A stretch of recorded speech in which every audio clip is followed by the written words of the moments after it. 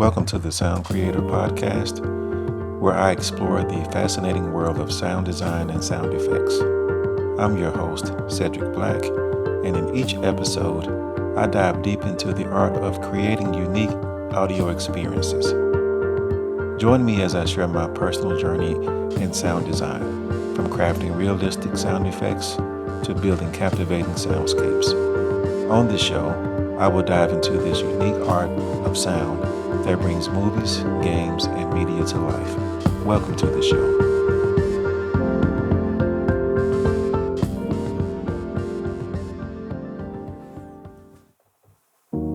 Welcome to another episode of the Sound Creator Podcast.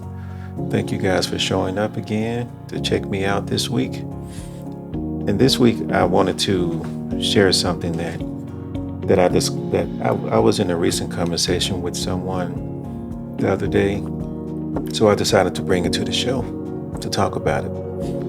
So I'm always, whenever I'm talking with someone, it's so easy for me to talk about music or creating sounds and sound designs and effects and all things that fall underneath that musical umbrella.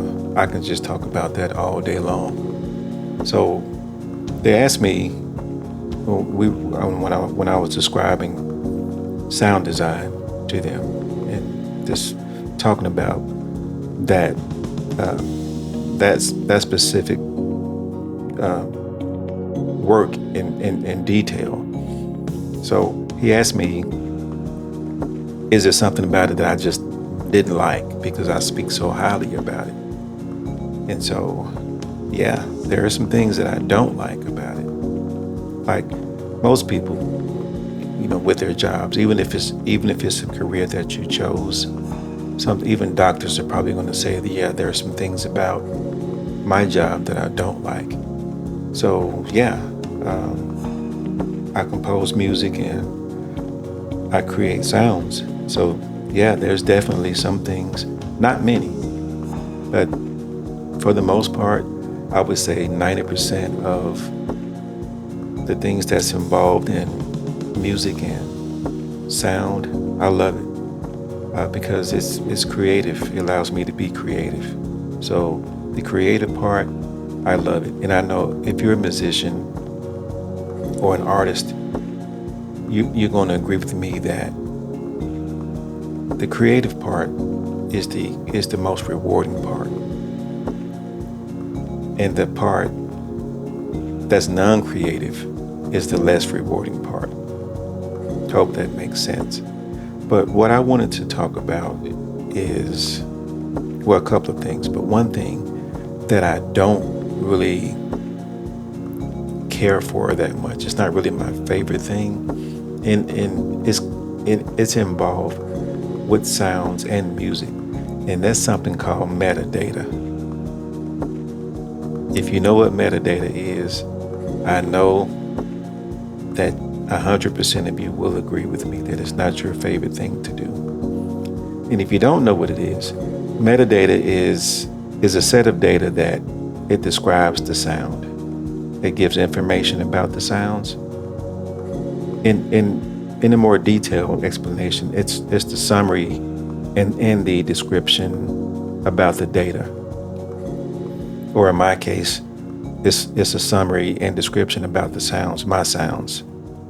These sounds that are used, and it is used to classify, organize, and label, and helps understand the data better.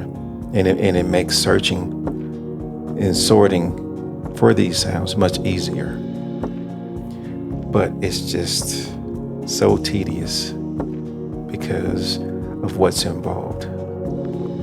You have to describe the sound. You have to really think about what that sound is in a way that you want to describe it. And you also have to think about the keywords that you're going to use that helps describe that sound. I don't want to make this whole podcast show about metadata, so I won't get too deep into it, but if you know what it is, you understand. But if you don't, I just want to give you a general idea of what it is and why I don't like it, because it's tedious and it takes so much time, but it's so necessary. And we have to do this for songs, for music, and for sounds, because it just helps people that's searching find it easy, or find your sound or find your song so easy.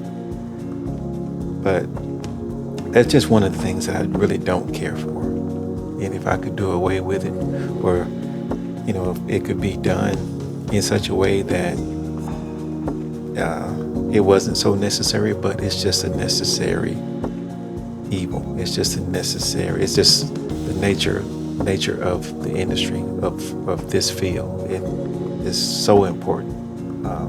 But most people don't like to do it, including myself, because like most people, I would prefer to spend my time being creative and just creating.